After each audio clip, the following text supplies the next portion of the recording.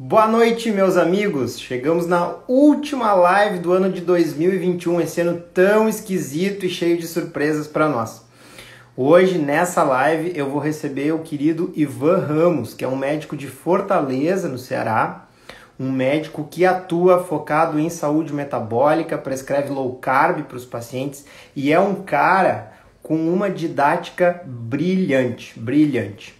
O Ivan foi inclusive um dos primeiros médicos que eu comecei a seguir no Instagram quando entrei nesse mundo da low carb, e muito do que eu sei hoje, do que eu aplico no consultório, eu aprendi acompanhando o trabalho dele. Então vai ser uma grande honra para mim receber esse querido.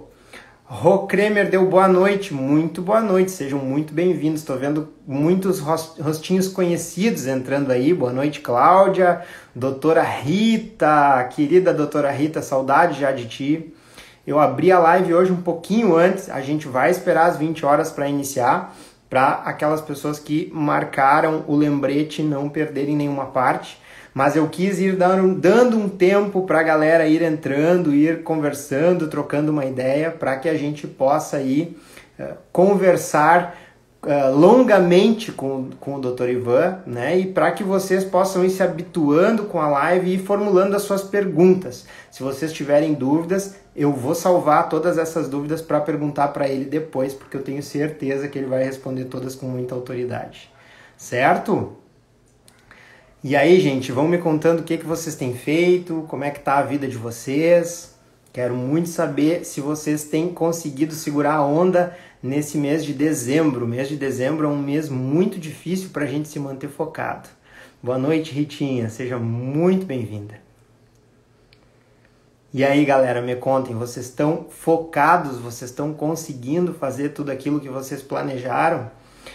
Eu sei que dezembro é um mês difícil, mas janeiro é um mês de recomeço, né? Então esse é o momento também da gente começar a fazer planos, analisar aquilo que não deu tão certo, o que a gente pode modificar, o que a gente pode fazer de diferente, o que a gente não conseguiu mudar nesse ano e vai adicionar então a nossa virada de vida. São oportunidades que a gente tem aí de iniciar novos hábitos.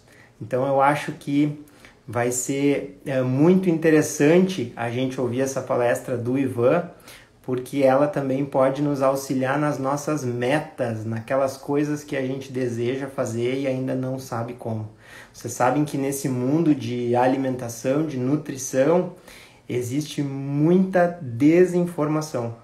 E isso é um problema muito grande, porque as pessoas começam a fazer alterações na composição da sua nutrição, começam a fazer jejuns prolongados sem a orientação devida, e aí começam a ter sintomas adversos. E aí elas pensam, pô, então não é pra mim, né? Isso não é pra mim, eu não consigo. Tentei low carb e me senti mal, isso não é pra mim. Então é uma coisa que acaba desmotivando as pessoas acabam abandonando a mudança porque sentem que aquilo não fechou com eles, quando na verdade aquilo são sintomas de transição esperados, quando na verdade a pessoa não tomou as precauções devidas. Então é muito legal que a gente conheça as estratégias que a gente decide adotar. Então sempre que a gente vai mudar de estilo de vida, muito boa noite, Adriane. Sempre que a gente vai mudar de estilo de vida, é importante que a gente faça isso com informação.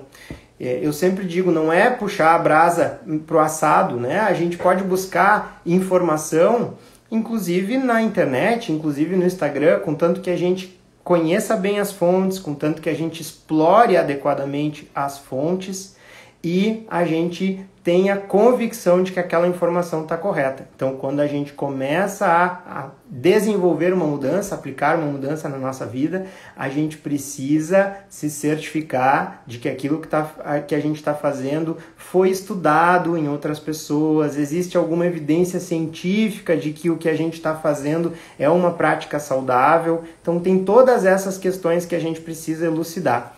Então, buscar informação, seja muito bem-vindo, Dr. Ivan. Muito boa noite, Adriane, Cristiane também, sempre presente nas lives. Fico bem feliz com a tua audiência. Olá, William, muito obrigado. Obrigado Tudo pela bem, acolhida. querido? Tudo bem? Tava fazendo uma introdução aqui, cara, e tava explicando que quando eu entrei para esse mundo da low carb, não faz muito tempo, o teu foi um dos primeiros perfis que eu comecei a seguir. Que Então, legal. muita coisa que eu aplico hoje no consultório e até na minha vida, eu aprendi contigo, né? Ah, que E bom. eu acho que tu Uma tem honra. uma didática muito boa, cara. Então, eu tava pilhadaço para essa live aí contigo. Ô, cara, fico feliz por isso. Nem mereço tantas palavras honrosas assim. É uma grande alegria saber que, de uma certa forma, a gente pode influenciar aí os colegas médicos a entrarem numa, digamos, uma nova fase da medicina, né? Na medicina de verdade, né? É uma mudança Muito de cento e feliz, né? oitenta graus, né? E obrigado por ter convidado, fiz questão de estar aqui. Dia de domingo é sempre muito aperreado aqui em casa. São 3 crianças, mas Pô, consegui me desfazer de tudo e estar aqui a tempo. Ainda me atrasei um minutinho, mas já estou aqui pô, com minha água com limão também. que coisa boa, cara. Fico muito feliz. Eu estava falando justamente, Ivan, que essa é uma época complicada, né, cara? As É, pessoas estão muito. ali na confraternizações de final de ano, as festas de família e tal, e normalmente a coisa se perde um pouquinho. Então, como dezembro é um mês complicado, janeiro é sempre um mês de recomeço. E normalmente as Isso. pessoas elas pensam, bah, vou começar então a fazer uma mudança aí. Vou começar a fazer jejum. E aí, se as pessoas não têm informações acerca disso, às vezes pequenos erros podem comprometer severamente o resultado, né, Ivan? Perfeito. Então, eu acho que é bem bom a gente prestar esse tipo de informação para quem está pensando em adotar essa estratégia. E a maneira que eu queria começar isso é te perguntando o que é, então, um jejum intermitente, Ivan? Legal. O termo intermitente foi colocado depois, né? O jejum ele sempre foi algo que a humanidade experimentou, né? Seja por obrigação, por não ter comida, digamos, um homem pré-histórico, né? Ele jejuava porque não tinha comida sempre disponível. Seja por motivos religiosos, né? O homem ele sempre foi um ser religioso, né? Então, nas diversas religiões, o jejum sempre foi uma prática de purificação, de elevação interior, alguma coisa do tipo, né? Mas recentemente tem se tornado aí motivo de muito debate no meio científico, no meio metabólico, exatamente porque as doenças metabólicas estão em voga, né? Elas estão acontecendo um ritmo jamais visto na história da humanidade, né? Então, a ideia do jejum intermitente, né? Assim, digamos, se a gente fosse falar de forma bem crua, é um termo meio assim redundante, né? Jejum ele é intermitente, né? Assim, ninguém fica, a não ser aquele caso do homem britânico que ficou 382 dias em jejum, mas a gente fica em jejum de forma intermitente mesmo. Por exemplo, ao dormir, entramos em jejum, né? Então, todo jejum ele deve ser intermitente, ou seja, intercalado com momentos de estado alimentado ou de janela alimentar aberta, né? Então, é muito importante trazer à tona esse tema, porque tem também muita desinformação sobre isso, né? Acho que não sei se te respondi, mas é isso. Perfeitamente, perfeitamente. E à medida que a coisa vai ficando conhecida e bem divulgada na mídia, aí cada um coloca seu toque, né? E vai, às vezes as coisas ficam um pouco confusas. Então já tem gente que chama jejuns de menos de 24 horas de alimentação em tempo restrito. Então Isso. as pessoas acabam ficando confusas, né? Na verdade, eu acho que tu resumiu perfeitamente. Jejum é ficar um tempo sem comer. Né? E isso é algo completamente fisiológico e esperado pelo nosso corpo, né? E jejuns aí de 12, 16, 18 horas são estratégias muito úteis quando a pessoa, claro, modifica também a alimentação dela, né, Ivan? E em que situações que tu considera assim que, pô, nessa situação já tem evidência suficiente para eu recomendar jejum intermitente para o meu paciente no consultório? Olha, para o paciente de consultório, vamos lá. O que é que eu poderia dizer? Acerca do jejum, eu acredito que todas as pessoas precisam de uma certa janela alimentar restrita, né? Independente de doenças, né? Aí é uma opinião minha, tá? Não tem assim, não é baseado em um estudo maior, né? Eu acredito na ciclicidade da vida, né? Noite, dia, estado alimentado, estado em jejum, né? Eu acho que isso é importante até para a recuperação intestinal, para um bom sono, né? Mas o que tem de evidência mesmo em qualidade são nos pacientes que têm resistência à insulina, nos pacientes que têm inflamação crônica de baixo grau, os cardiopatas, obesos, diabéticos, né? Nisso aí a gente sabe que tem de fato evidência mesmo, né? Você fazer... E aí tem vários tipos, né? Que os estudos eles colocam vários tipos de jejum e chama de jejum, né? Tem tanto você ficar sem comer nada, que seria completamente restrito, como até alimentos de até 600 quilocalorias, né? Que seria realmente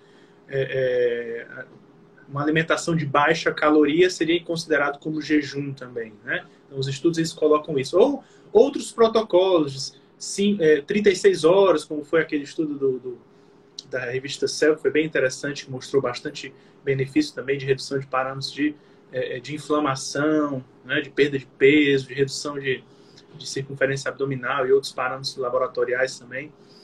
Tem aqueles que são 5-2, né, 5 dias alimentados, 2 dias não alimentados, ou com restrição calórica também. Mas eu acho que esses termos, eles são, William, muito importantes mais para o meio científico entender, entendeu? Do que a gente exatamente fazer assim com o nosso público que nos busca, entendeu? Né? Tudo bem que o jejum, você pode fazer um jejum de 600 quilocalorias, né? Mas, teoricamente, né, pelo termo do jejum em si, não é jejum. Mas, de acordo com a pesquisa científica, é considerado jejum. Né? Então, existe uma certa confusão aí. Ah, mas jejum não é para comer nada. Mas aí as pessoas ficam perguntando, o que é que eu posso comer, então? Né? Ora, jejum é para não comer. O que acontece também... Então, assim, eu acho que existe uma diferença importante para a gente colocar aqui. Aquilo que é feito nas pesquisas científicas, que tem que ter protocolos para a gente entender exatamente o que está acontecendo, para a gente ver quais são os benefícios, e tem aquilo que acontece na prática, né? Que a gente orienta os pacientes, ou que as próprias pessoas fazem por conta própria, né? Então, porque toda vida que você come, você está dando uma informação nutricional para o seu intestino, né? Então, assim, se você toma um café, mesmo que seja dentro do jejum, teoricamente isso não é um jejum, mas para as evidências científicas isso pode ser considerado jejum. Então é confuso até pra gente. Tá isso que tu trouxe é muito interessante, né? Os trabalhos do Walter Longo, aí eles deram uma elucidada e uma confundida. Eu ia abrir aqui para dar uma olhada. O Walter Longo fez uns trabalhos aí mostrando, pessoal, só para contextualizar vocês do que o Dr. Ivan está falando, que existem 2 tipos de jejuns que a gente pode fazer. O jejum fisiológico, que é aquele jejum onde a gente não consome nenhuma caloria. Idealmente, a gente só toma água, como o Dr. Ivan falou. E existe o jejum metabólico, onde a gente consome tão pouca caloria que a gente não interrompe certos processos metabólicos inerentes ao jejum. Perfeito, por exemplo, a autofagia. Né? Então, hoje existem pessoas que adotam a estratégia de fazer jejum metabólico. Então, elas tomam ali caldo de ossos, elas usam alimentos hipocalóricos ricos em gordura para elas tolerarem jejuns mais prolongados. O que é a minha crítica a isso na aplicação prática? É que as pessoas sempre tendem a subestimar a ingestão calórica delas. Né? Então, as pessoas vão precisar um controle de quantidade muito rigoroso para que isso funcione. Então, quanto mais a gente simplifica, né, Ivan, maior a chance da coisa funcionar. Então, a gente acaba voltando para aquilo que os nossos antepassados faziam. Cara, quando não tinha comida, não tinha comida. Isso. Lamento, vamos tentar caçar comida. Uhum. Mas e aí, se os nossos antepassados eram forçados a fazer esses jejuns aí, Ivan, eles não perdiam massa muscular, como a galera disse que quem faz jejum perde? Olha... Talvez até perdessem, né? A gente não tem esse controle, né? Assim, realmente, essa questão do jejum perder massa muscular pode acontecer, certo? Mas, se você faz diante de uma alimentação... Deixa eu voltar um pouco mais, né? Porque antes do jejum, que é que eu sempre digo para meus pacientes e seguidores, se você quer fazer jejum intermitente, antes aprenda a comer direito. Certo? Acho que a gente tem que voltar um pouco antes, sabe? Vai falar sobre o jejum, tem que primeiro falar sobre o que comer. Entendeu? E aí entra numa pergunta que eu sei que você vai me fazer, né? Qual é o tipo de alimentação no qual o jejum intermitente mais funciona, né? Digamos assim, o estilo alimentar, né? Porque o que Toca acontece é que a fita pessoa... nisso aí. tudo bem que qualquer dieta você pode introduzir o jejum intermitente. Pode, né? Mas em qual estilo alimentar esse jejum vai ter mais benefício ou vai ser, digamos, mais fácil de fazer ou menos doloroso de fazer, né? Porque eu vejo as pessoas, às vezes, muito preocupadas em fazer 24, 36 horas. Tem gente querendo fazer aí 7 dias, né? Mas o que elas comem? Né? Então, assim, o que elas comem já pode estar fazendo elas perderem massa muscular. Entendeu? Porque se a dieta, nossa, e se você trabalha no consultório também, os pacientes chegam dizendo os piores padrões alimentares possíveis. Né? Então, é de pizza a pão integral, tapioca. Né? Essa alimentação faz perder massa muscular. Né? Principalmente se não há uma ingestão proteica adequada. E aí, quando elas jejuam, elas podem perder mais massa muscular. Então, o jejum ele pode levar à perda de massa muscular. Pode. Mas se for feito dentro de um contexto alimentar saudável, é possível você manter massa muscular e não perder. Porque você vai entrar no estado de cetose, essa cetose vai fazer com que você, na verdade, coma a sua própria gordura, que é nada mais, nada menos do que reserva alimentar. Então, o estado de jejum é como se você para de comer por aqui e passa a comer o que tem aqui, no tecido adiposo. Né? Então, não há perda de massa muscular se feito dessa forma, se feito com bom acompanhamento e com um padrão alimentar anterior e posterior adequado para a nossa espécie. O mais incrível, né, Ivan, é que as pessoas seguem relacionando o ganho de massa muscular ao carboidrato, né? Quando a gente pensa qual é o tecido mais parecido com um músculo?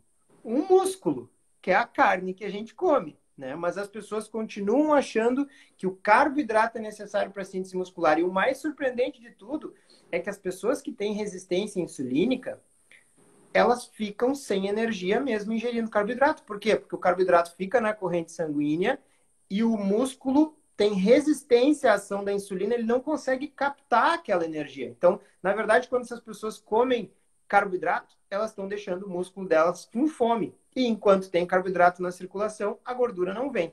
Então, é um raciocínio completamente inverso. E eu costumo usar uma analogia bem simples quando os pacientes têm medo dessa perda de massa muscular, que é o seguinte: evolutivamente, se a gente perdesse muita massa muscular quando ficasse em jejum, teríamos sido extintos. Exato. Né? Simples assim. Porque não teríamos músculo para sair da caverna e caçar quando a gente estivesse com fome. Então, acabou para o ser humano. Sei lá qual animal estaria reinando hoje. Talvez o leão. Exatamente. Né? Então, eu acho surpreendente que as pessoas tenham ainda esse raciocínio inverso. Mas é uma coisa que a gente encontra muito. E em que situações que tu contraindica o jejum intermitente para os teus pacientes, Ivan? Tem alguma situação onde tu diz, ó, na tua situação não dá? Olha, eu não costumo contraindicar para ninguém. Geralmente eu faço assim. Eu primeiro ensino o paciente a comer, né? E aí alguns chegam para mim dizendo assim, e o jejum? Eu posso fazer jejum intermitente?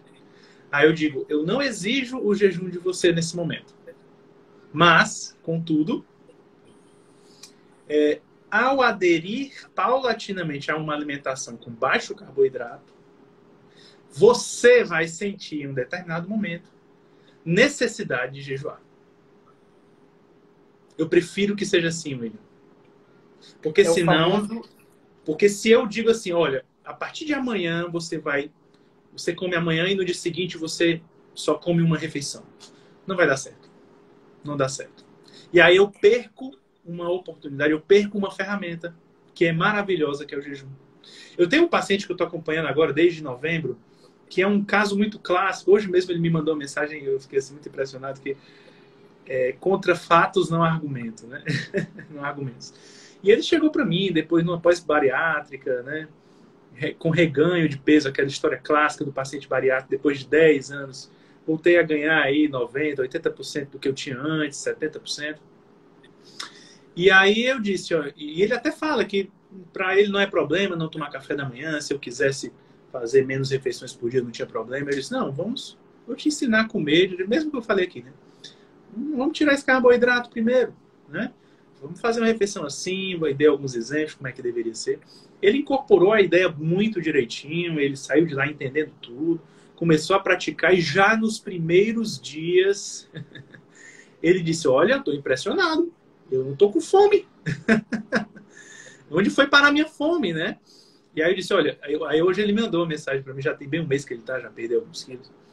E ele disse, Ivan, ele é meu amigo, né? Então me chama de Ivan mesmo. Ivan, eu estou impressionado porque ontem eu comi carne à noite e eu tô até agora, já era hora do almoço. Eu tô com uma fome agora, mas é uma fome muito tranquila.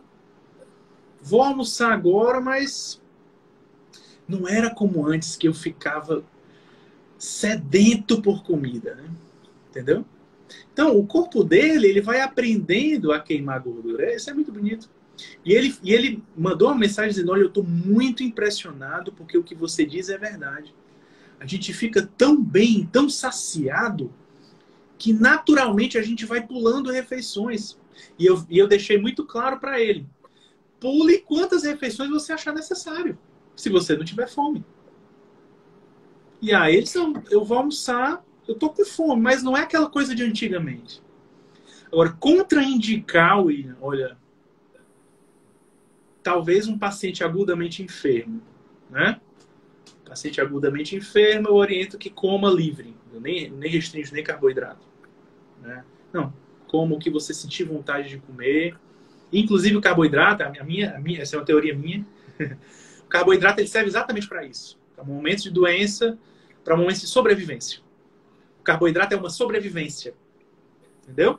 Então, eu tenho essa via glicolítica que gera mais estresse oxidativo mitocondrial, que gera mais lesão intramitocondrial, mas é uma via que o nosso corpo tem para a gente não morrer, já que você só encontrou, por exemplo, uma fruta, alguma coisa do tipo, né?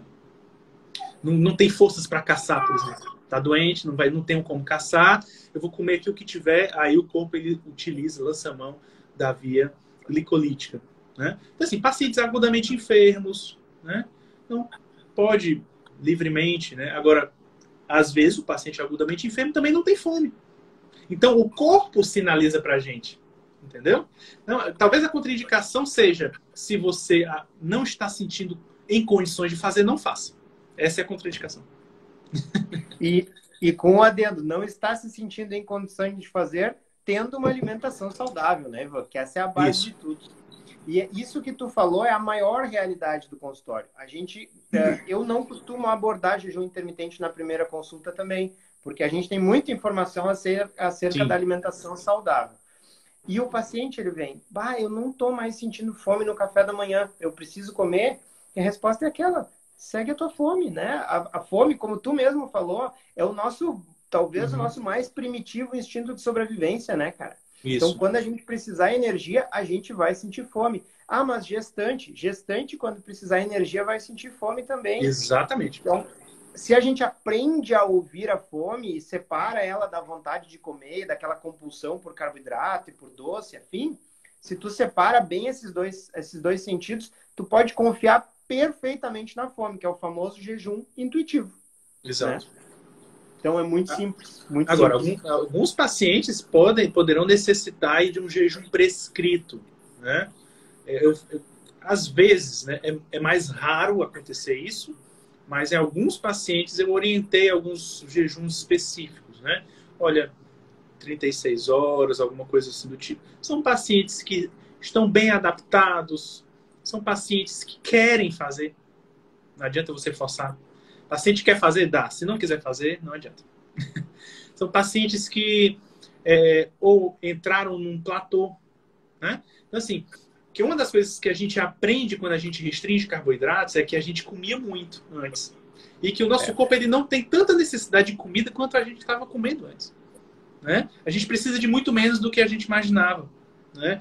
E se dentro de uma alimentação low carb cetogênica, você continuar, por exemplo, como eu tinha um paciente no meu consultório, eu tô ganhando peso na cetogênica. Tá certo. Me diga aqui como é que tá a sua alimentação. E aí ele estava comendo de 3 em 3 horas. Então ele estava usando um conceito antigo de alimentação de 3 em 3 horas dentro da low carb. Aí eu disse, olha, não tem condição de tu continuar dessa forma, porque e tu estava comendo com fome por acaso? Não, eu comia 3 em 3 horas. Então, para que comer de 3 em 3 horas? Aí sim você vai acabar comendo muito mais do que você precisa e vai ganhar peso. E o objetivo dele era perder peso de fato, né? Então, não tem como você pegar uma informação antiga, às vezes a pessoa não entendeu bem, acha que tem que comer de 3 em 3 horas, proteína, gordura e o mínimo de carboidrato. Não tem condição, né? Você vai acabar comendo muito mais e vai ganhar peso, né? Então, essas pequenas orientações são importantes. Aí você tem que restringir. Aí você, não, você vai fazer 2 ou 3 refeições por dia no máximo. Entendeu? Então, é isso. Esse é um ponto muito importante que tu tocou, Ivan, porque muitas pessoas pensam assim, comer 3 refeições por dia é fazer jejum intermitente. Não tem nada a ver, né? 3 refeições por dia é o basicão lá da década de 50, onde a prevalência de obesidade era baixíssima. Antes da gente começar a culpar a gordura por tudo e aí aumentar a dose de carboidrato e começar a sentir efeitos da hipoglicemia reativa e comer de 3 em 3 horas, a gente se alimentava 3 vezes por dia. E quando as pessoas iam fazer um lanche, normalmente a mãe dizia, não, tu vai estragar a janta com esse lanche. Não come agora que tu vai estragar a janta. A minha mãe me dizia isso, né? Então, esse é um erro extremamente comum. As pessoas fazerem low carb e aí não conseguem perder peso. Aí tu vai ver, eles tomam café da manhã, daí eles comem um pouquinho de castanha no meio da manhã, daí eles almoçam. Daí eles comem um pouquinho de castanha no meio da tarde, daí eles jantam. E acabam repetindo o padrão. Então, tu não permite que o mecanismo de saciedade trabalhe. Perfeito. Tu nem reconhece a saciedade, né? E tu acaba fazendo um consumo extremamente alto de calorias. E aí o corpo, ele vai armazenar. Não é uma dieta milagrosa também que tu possa comer a la louco o tempo todo. Não vai acontecer nada. Não é que tirar o carboidrato te libera de todos de todo o restante, né? Uma coisa que eu gosto de dizer também, para os seguidores também eu gosto de falar, se você come de 3 em 3 horas, experimenta comer 3 vezes ao dia. Se você come 3 vezes ao dia, experimenta comer 2. Se você come 2 vezes ao dia, experimenta comer 1. Né? Então, assim, é difícil, por exemplo, chegar a uma refeição ao dia. Não é fácil, né? Mas, assim, o nosso corpo ele pode se adaptar a tudo, né? E, claro, isso vai dependendo da sua necessidade, se você ainda tem resistência à insulina, se você está num platô. Então, o jejum intermitente, ele é uma ferramenta muito útil, mas, infelizmente, muito mal utilizada, né? Ou esquecida. Ou é mal utilizada ou esquecida. Raramente é bem utilizada em favor da pessoa. Né? E se a pessoa não tem nada, se ela come dormindo e acorda comendo, começar a fazer pelo menos uma restrição alimentar de 12 horas todos os dias. Tem uma coisa que eu sempre falo no meu Instagram, não sei se você já deve ter visto, né? Que todo mundo precisa jejuar 12 horas por dia. Todo mundo. Todo mundo. Sem exceção. Pelo menos 12 horas. E já há benefícios, né? Tem estudos mostrando que com 12 horas de restrição, de janela alimentar, já tem melhora de marcadores metabólicos. Entendeu? A gente sabe que são eventos substitutos, mas são eventos que têm um peso, né? Você baixar um PCR, você baixar, sei lá, outros parâmetros inflamatórios são importantes. São secundários, mas são muito importantes no contexto, né?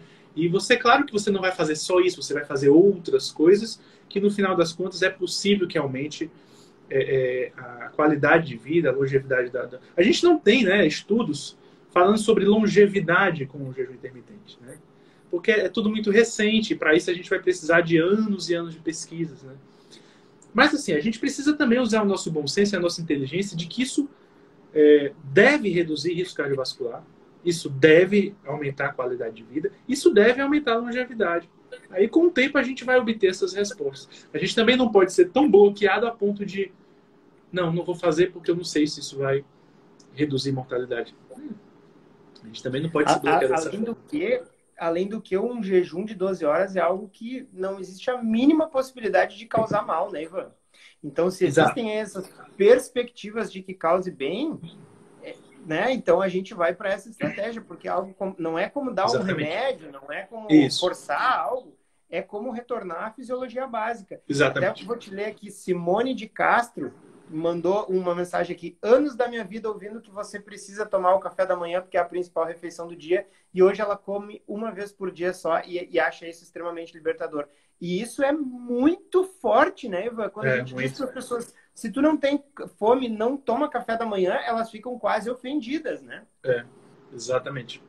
Então é algo que está muito arraigado na sociedade. Assim, a gente precisa tomar o café da manhã, senão vai ter fome. A gente tem que comer antes da fome, senão vai ter fome. Não, qual o problema de ter fome? Deixa a fome vir, né? Mas se tiver uma refeição mais importante, ela deve ser o almoço, né? Porque assim, se você acorda e come, isso é um pouco antifisiológico também, né? Você tem que estar até um pouco disposto para trabalhar, digamos, para trazer a sua caça para casa, né? Então, digamos que a refeição seja ali um pouco na hora do almoço, ou um pouco enquanto houver sol, né? Se for feita uma refeição por dia, né? Eu estou fazendo uma imersão lá no meu perfil, né? Eu tenho ensinado essas coisas para o meu público, né? Dia após dia, já falei sobre almoço, sobre café da manhã, desmistifiquei essa história de que o café da manhã é uma refeição essencial, né? Tem sido bem interessante voltar a alguns conceitos antigos, eu tenho estudado muito sobre isso, realmente, né? E estou muito seguro de que o jejum ele é essencial para quem pensa em viver bem, quem quer viver bem, quem quer ter qualidade de vida, né? Até porque, William, o processo digestivo, digestório, ele é muito gerador de energia, ele demanda muita energia. Então, no nosso contexto de vida, que nós temos uma vida muito estressante, a gente está comendo o tempo todo, a gente está desviando energia para o sistema digestivo, entendeu? Nossa, para você fazer o seu pH gástrico, que em repouso é ali entre 4 e 5 pH gástrico, quando você se alimenta, o pH ele deve descer para meio a 1 o pH. Isso gasta muita energia porque é contra a corrente, entendeu? Você precisa de muito cortisol, você precisa de muita bomba de hidrogênio para fazer isso acontecer. Aí você passa o dia comendo, isso tira toda a tua energia. Entendeu? Então é óbvio que o jejum ele vai devolver energia para você, porque você vai gastar menos de uma forma mais inteligente e vai sobrar mais, ó, para os processos neurológicos, memória, para a construção do seu trabalho, criatividade. Isso é óbvio. Quanto mais você comer, mais vai roubar energia sua. A gente não tem energia eterna, né? E a nossa vida é muito estressante. Nossa. E isso traz um ponto que é crítico também da gente falar, que é a famosa questão do treino em jejum, né? As pessoas acreditam que elas precisam consumir energia imediatamente antes de treinar. Elas esquecem toda a reserva de energia que o nosso corpo guarda, né? A nossa gordura, ela é a geladeira que a natureza nos deu. Exatamente. Então, as pessoas vão treinar em jejum, vão treinar alimentadas, elas jogam um monte de alimento para dentro do intestino, aquilo requer energia, a circulação vai se intensificar no intestino e vai sair da onde? Dos músculos. Né? Exatamente. Então a pessoa vai ir com o intestino cheio de alimento, um monte de sangue circulando no intestino, vai prejudicar o rendimento muscular. E então, prejudica a digestão também, William.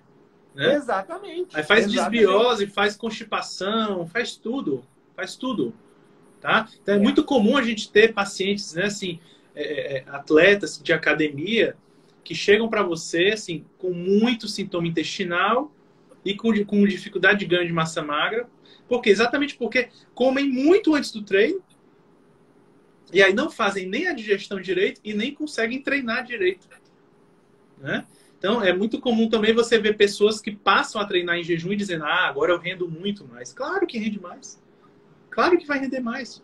Né? Porque o teu output no débito cardíaco vai todo para o teu músculo. Exatamente. O teu sistema digestivo está livre, não tem nada para passar por ali. Então, foca lá, né? Foca na alimentação. O homem pré-histórico, ele não tomava o café da manhã antes de caçar. Não tinha, como diz um professor meu, não tem padaria das cavernas, né? Não tem. Ele sai de bucho vazio e tem que encontrar uma coisa. E vai lá na cetose, e a cetose, para manter a clareza mental, de tentar identificar onde é que está o animal, para poder caçar, para não errar. né? Aquela agudeza de raciocínio, velocidade, né? É a cetose, né? Exatamente. E hoje o que o pessoal faz? O pessoal consome whey, que é justamente proteína, que é a coisa mais custosa de ser digerida pelo intestino.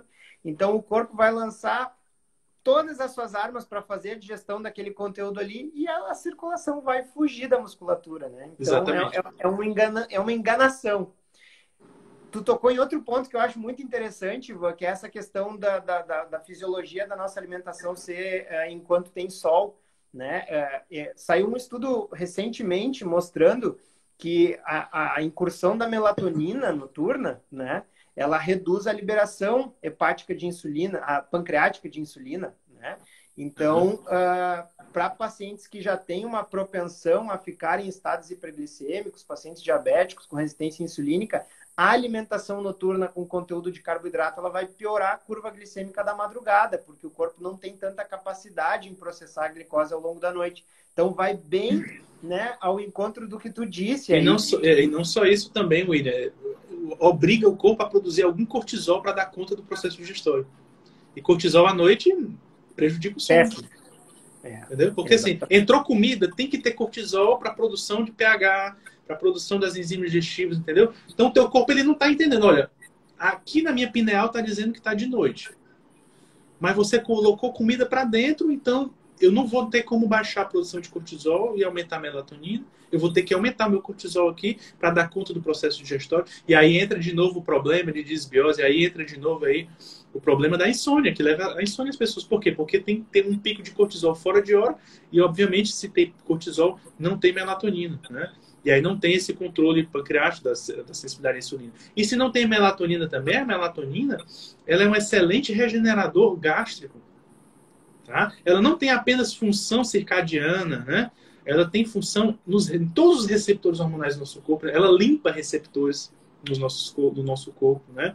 Ela também faz ele tem um papel fisiológico de reposição da proteção de mucosa gástrica. Né? Tem alguns gastros que fazem reposição de melatonina diurna para pacientes que têm gastrite muito severa, por exemplo. Né? A melatonina só vai ter efeito sonífero se você não estiver sobre luz, né? Claro. Por isso que isso pode ser usado durante o dia também. Tá? Alguns trabalhos interessantes nesse sentido de melatonina para pacientes com gastrite, com refluxo, né? Porque ele é um reparador de mucosa também. Então, eu, inclusive, li alguns trabalhos mostrando efeitos benéficos de melatonina para pacientes oncológicos também, né? Pela questão justamente das mucosites e intolerância à quimioterapia e tudo mais. Perfeito, então, realmente é um tema muito interessante. E isso que tu falou da produção de melatonina ser atrapalhada pela ingestão de alimento, responde a Carol Kipper aqui, que mandou uma pergunta. Ela perguntou se adolescente pode fazer jejum. Bom, aí, né, adolescente que precisa de GH, que precisa de melatonina, o adolescente ele vai ter que ter o sono mais imaculado possível. E esse sono imaculado ele vai ser justamente quando ele faz jejum, né, Ivan? E acaba que o adolescente faz mais jejum do que o adulto, né? Entendeu? É verdade. Porque dorme mais, né?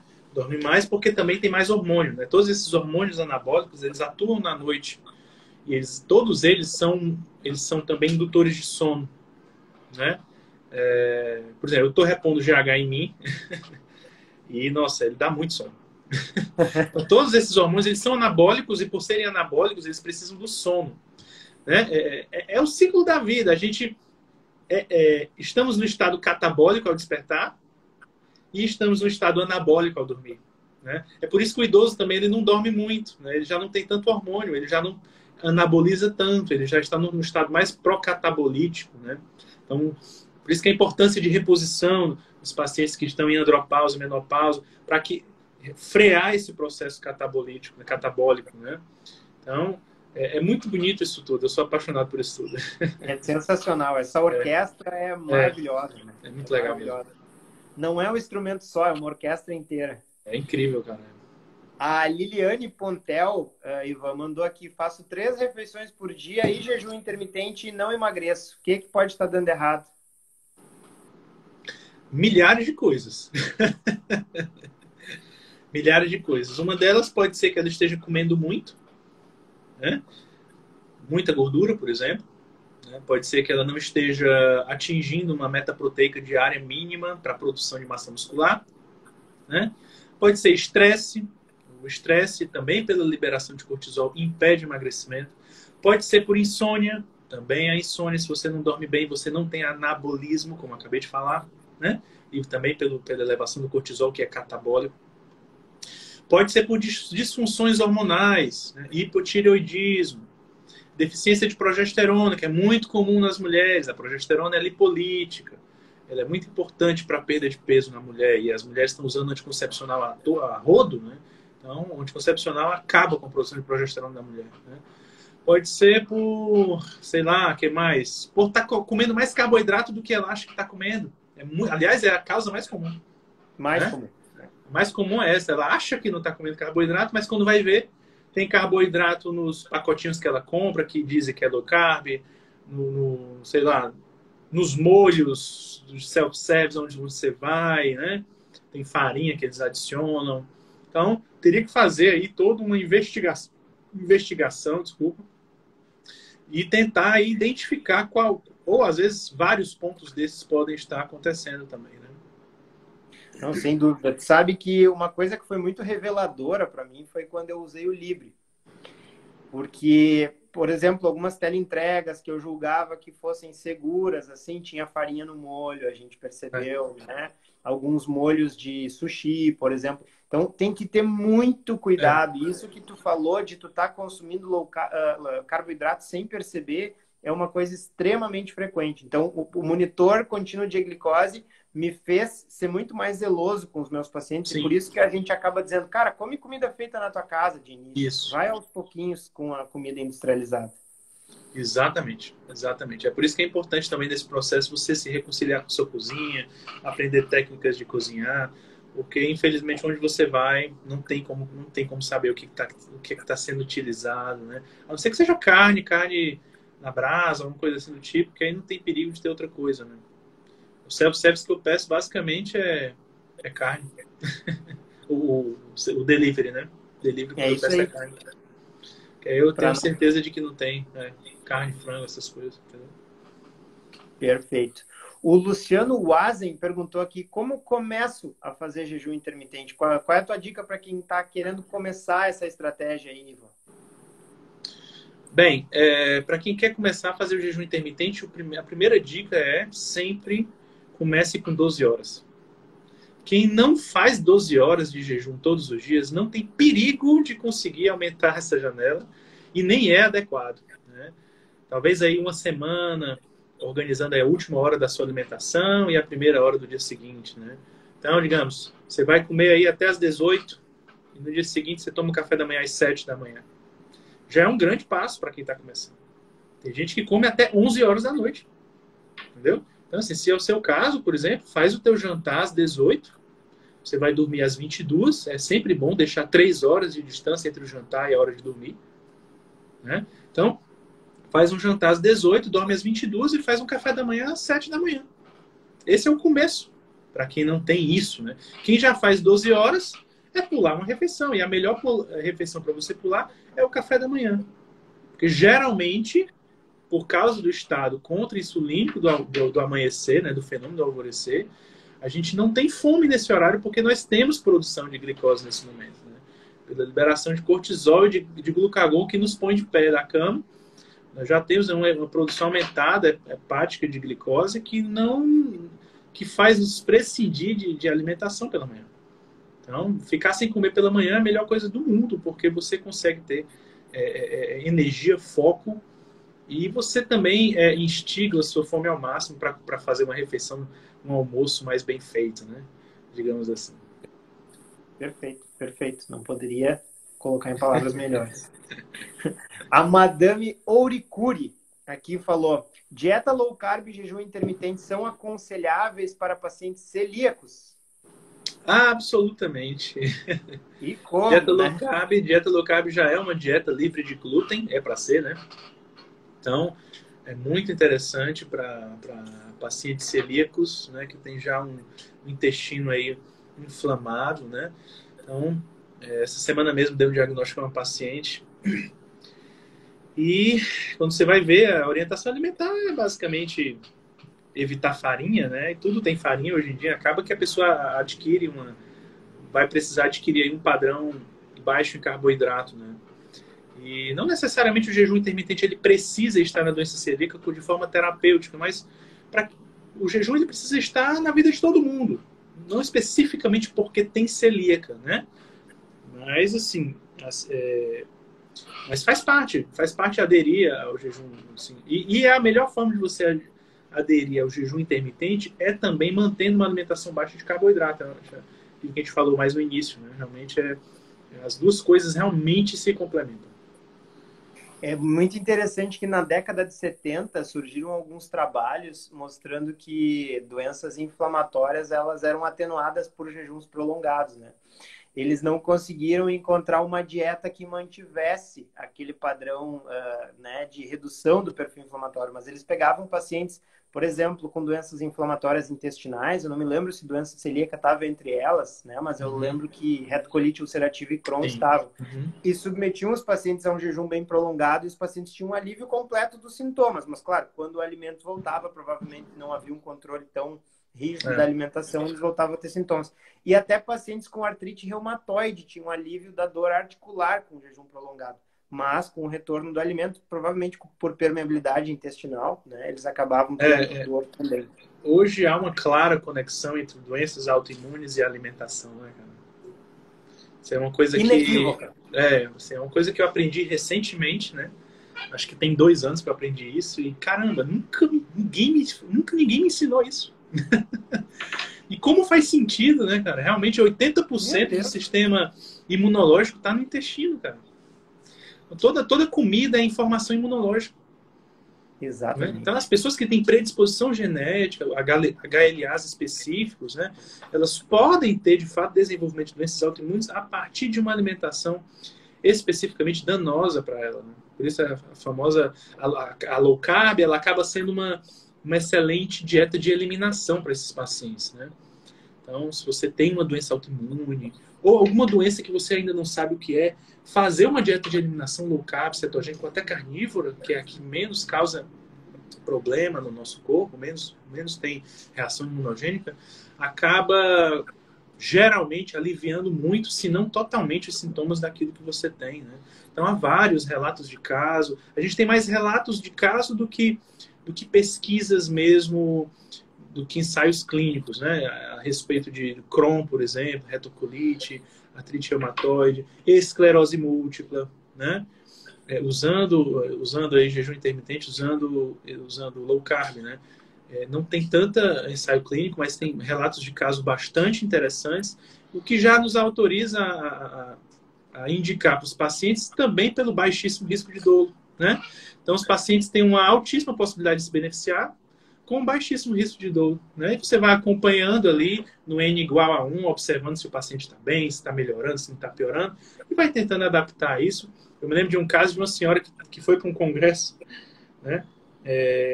Tinha o diagnóstico de esclerose múltipla, aprendeu que precisava tirar glúten e laticínios, e ela voltou a andar, ela não andava. Né? Então, são relatos tão impressionantes que, não, nós precisamos olhar isso é muito grande, né? Há alguma relação aqui. Né? Ainda não temos as pesquisas que comprovam isso, mas nós temos relatos assim, de nos deixar assim, embasbacados. Né? Exatamente. E se tem uma coisa que a gente tem evidência científica sobrando, né, Ivan? É de que low carb e jejum são seguros. Porque Sim. Toda vez que a gente vai começar a fazer ensaio clínico com uma determinada intervenção, primeiro se faz aqueles ensaios para ver se isso é seguro para os pacientes. Perfeito. E jorra a evidência de que uma low carb ela é segura para praticamente todos os pacientes. Alguns vão precisar de uma atenção, de uma monitorização mais próxima, como pacientes utilizando insulina, por exemplo, sim, mas é seguro para todo mundo. Então, a gente adotar uma estratégia que é segura e que pode ter um benefício é uma coisa completamente aceitável, né? Até pelo mais cético médico. Então, eu acho que a gente não tem como não lançar mão. Inclusive, eu tenho bastante paciente no consultório com doença autoimune Eu acho que provavelmente tu não sabe isso, mas eu tenho artrite psoriásica, né? Ah, E como eu vivo numa cidade relativamente pequena, aqui muita gente conhece a minha história. Minha história tá no meu feed uhum, do meu Instagram ali também. E aí as pessoas me procuram, porque muitos com artrite psoriásica, umas pessoas com artrite reumatoide, algumas com doença sim, inflamatória intestinal. E eu não vou te dizer que começar uma low carb coloca todo mundo em remissão, mas todo mundo tem alguma melhora, sim. né? Por quê? Porque é uma alimentação com alimentos naturais, né? Então é uma alimentação de reset do intestino, de reset Uhum. da saúde metabólica. Então acaba tendo benefício para quase todas as pessoas. Ivan, Eu tenho Hashimoto, né? Então eu também tenho algum olha, grau de doença autoimune, né? Então, assim, realmente eu tinha muitos sintomas, assim, também de depressão, de fadiga crônica, né? E a low carb, para mim, melhorou, assim, 60% a 70% de todos os meus sintomas.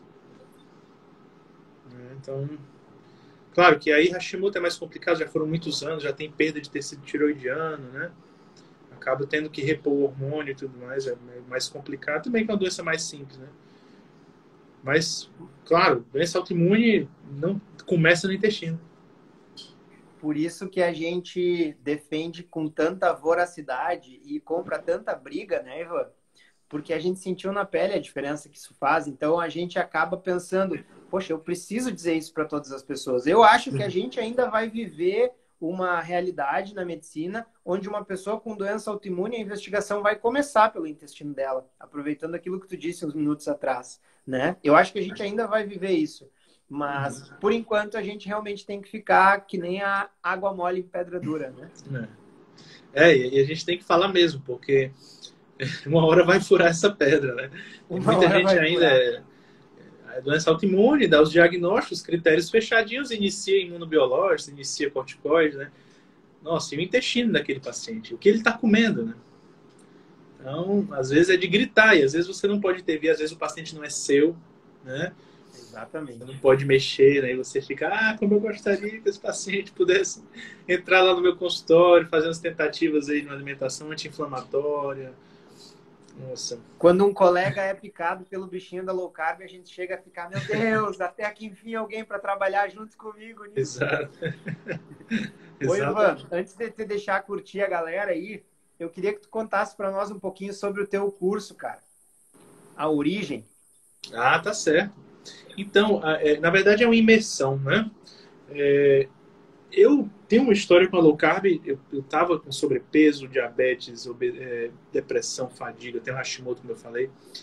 E aí a minha própria história foi eu sendo o meu primeiro paciente, né? Então, eu fui estudando e aprendendo, porque aquilo que eu fiz residência de clínica, fiz um terceiro ano de clínica opcional, porque eu sou apaixonado por clínica. Mas, apesar disso tudo, eu não sabia como ter saúde, né? Então, eu fui estudando, fui aprendendo essas coisas, fui tendo contato com a alimentação low carb, com um ou outro profissional ensinando a ler melhor os exames laboratoriais, para além das referências, interpretar de uma forma melhor.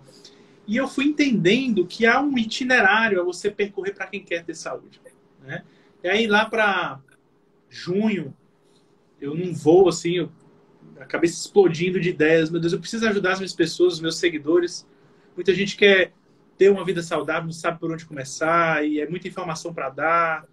Aí eu bolei, sentado no avião, né? Dia 1, nós vamos estudar sobre isso. Dia 2, sobre isso. Então eu bolei um itinerário, né? Que vai passando desde e se chama origem porque é a origem da nossa espécie, mas é também a nossa origem interior. Começa de dentro para fora, entendeu? Então a pessoa ela precisa olhar para dentro de si, como ela, quais são os problemas que ela tem, o que é que ela quer de melhor, quais são as metas que ela quer traçar. Então é um programa também de amadurecimento pessoal que passa por uma reeducação alimentar, que passa por um redescobrimento do que somos, do que devemos ser. Então é também um programa de aquisição de novos hábitos, principalmente para quem tem compulsão alimentar, por exemplo, para quem não consegue sair do sedentarismo. Então, ajuda a pessoa a comer bem, a se mexer, a sair do sedentarismo, a criar novos hábitos, né? Tem sobre o jejum, tem um dia só sobre o jejum intermitente, ensinando a fazer o jejum intermitente.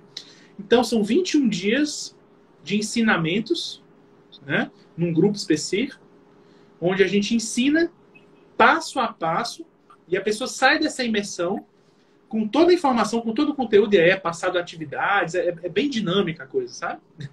Então, a pessoa sai entendendo tudo, pronta para uma vida nova, né? Então, eu bolei isso exatamente porque eu sabia que os pacientes, né, os seguidores, às vezes passavam por mim, tinha uma resposta respondida, mas faltava muito mais. Então, para quem quer mergulhar, quem quer mesmo ter uma vida saudável, passar por essa imersão é transformador, entendeu?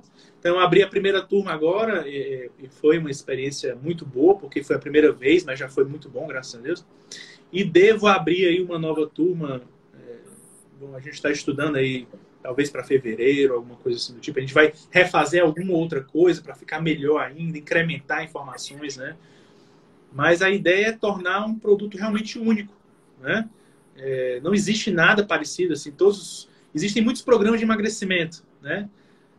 Faça low carb, desafios de low carb de 21 dias, mas é um programa muito mais profundo, né? Faz a pessoa investigar as causas dos problemas dela, né? Então, as pessoas que estão lá estão gostando muito, estão se sentindo muito impactadas, as pessoas choram, né? Tá sendo bem legal, assim, até mais do que eu imaginava. E é aquela máxima que a gente fala, né, Ivan? Quando a gente busca o emagrecimento, a gente está com o pensamento equivocado, né? A gente tem que buscar saúde, porque daí o excesso de gordura ele vai embora. Um corpo saudável ele não armazena gordura em excesso. E acontece de uma forma duradoura, né, cara? Se você quer fazer só um desafio de emagrecimento, tudo bem, você faz, mas tem vários perfis aí que fazem. E é ótimo também, não estou criticando, né? Eu poderia também fazer isso, inclusive. Mas eu achei que devia fazer um programa que ajudasse a pessoa a começar e não parar mais. E a incorporar aquilo na vida dela, né? Aí eu botei 21 dias, porque algumas pesquisas mostram que para você adquirir um novo hábito, você precisa de no mínimo 21 dias, né? Então, é interessante porque são 21 dias, a partir dali, aqueles hábitos poderão estar incorporados à sua vida, entendeu? Muito legal, cara, muito legal. Tu sabe que eu tenho um programa, eu fiz uma edição em setembro de um programa muito semelhante. O nome do programa, inclusive, era Reset 21. Ah, que legal. Também durava 21 dias e era 21 dias de aulas visando uma mudança de estilo de vida, assim, uma adoção continuada de um novo estilo de vida. Que show, nossa, cara. E quem quer te encontrar, quem quer trocar uma ideia contigo, Ivan, onde é que as pessoas podem te encontrar? Então, aqui tem o meu perfil, né? Acho que as pessoas vão vendo lá de cima, né? Eu também tenho um canal no Telegram, Dr. Ivan Ramos. Eu tenho um canal no YouTube que eu vou começar a alimentar agora em 2021, mas ainda não estou divulgando muito. Atendo em Fortaleza, Ceará, né? E também faço atendimento online. Então, tem um link no meu perfil do Instagram, você pode clicar lá para fazer agendamento, né? Se quem deseja fazer. Eu faço toda a parte como clínico, né? Eu brinco, né? Eu nunca fiz uma subespecialidade porque eu gosto de tudo mesmo. Então, assim, tem de tudo no meu consultório, mas o que eu gosto mais de fazer, é difícil até dizer isso, né? Porque eu gosto mesmo. Porque o paciente cada paciente é tão único, né? Cada paciente é tão único. Mas, assim, distúrbios metabólicos, obesidade, diabetes, hipertensão, mas também pacientes com doenças autoimunes, pacientes com programação gestacional, é interessante, também gosto de fazer isso. Mulheres em menopausa, reposição hormonal, mulheres que não conseguem engravidar, né? Então, vejo muitos perfis interessantes no meu consultório, muitas histórias interessantes. Então, eu me coloco à disposição também para ajudar as pessoas que necessitarem de acompanhamento clínico nas mais diversas necessidades dos pacientes, né? Sensacional, querido. Eu queria dar o meu testemunho aqui para vocês, que eu acompanho o Ivan há algum tempo e ele é uma daquelas pessoas que coloca o coração no que faz, assim. Então, quando alguém pergunta alguma coisa que ele percebe, putz, essa pessoa deve estar fazendo uma cagada ali, ele já vai no rim, como a gente fala, né? Que é para mudar e não voltar mais para aquele hábito. Então, ele é muito franco nas colocações e muito didático. Eu recomendo mesmo que quem estiver acompanhando essa live aqui e ainda não segue o perfil dele, que o faça. E te agradeço imensamente, Ivan, né, pela oportunidade aí. Imagino o que é um pai de 3, eu sou pai de 2, então imagina. Olha, é 4, a minha esposa está esperando o 4, viu? Vai lá, cara. Vai lá para não te encrencar. Tomara que essa não seja a nossa última live, mas foi sensacional. Não. Muito obrigado mesmo pelo teu tempo e pelo teu carinho aí, cara. Um super abraço. E eu queria só, se você me permitir, só falar uma última coisa. William, parabéns pelo seu trabalho também. E eu queria dizer, olha, a gente precisa falar, cara, sobre tudo isso que a gente sabe, cara. E não pode parar de falar um dia sequer. Uma pessoa que escute pode ter uma vida transformada, né? Uma live compartilhada pode transformar a vida de alguém para sempre, cara. Eu vejo relatos todos os dias no meu consultório, no meu Instagram, e você falou uma coisa que é verdade. Eu sou muito apaixonado por isso que eu faço. Claro que tem dias que a gente está cansado, que a gente está assim, mas eu gosto muito do que eu faço, sou apaixonado por isso. Na verdade, eu redescobri o valor da medicina, né? Isso é medicina de verdade, tratando pessoas de verdade, com tratamentos de verdade que funcionam de verdade, né? Então, Exato. eu sou muito grato a Deus, muito grato aos amigos que a Low Carb também deu, né? Os colegas que também têm a cabeça aberta a isso tudo. E a gente tem que se unir, cara. A gente tem que se unir até essa pedra furar. E obrigado pelo convite. Eu estou à disposição. Vamos marcar depois aí. Pelo menos uma vez por semestre, a cada 3 meses, a gente vai fazendo aí. Tá bom? Sou parceiraço, cara. Tu pode contar comigo que foi, olha, uma conversa entre amigos aqui. E eu tenho convicção que essa pedra tá fininha, fininha, tá quase fininha, furando já. Um abração, Ivan. Valeu, Um cara. A todos, pessoal. Essa live fica salva no feed. Vocês podem compartilhar ela com quem vocês julgarem que vai ser importante ouvir essas informações que a gente conversou hoje, tá? Um grande abraço a todos, uma boa noite, fiquem com Deus.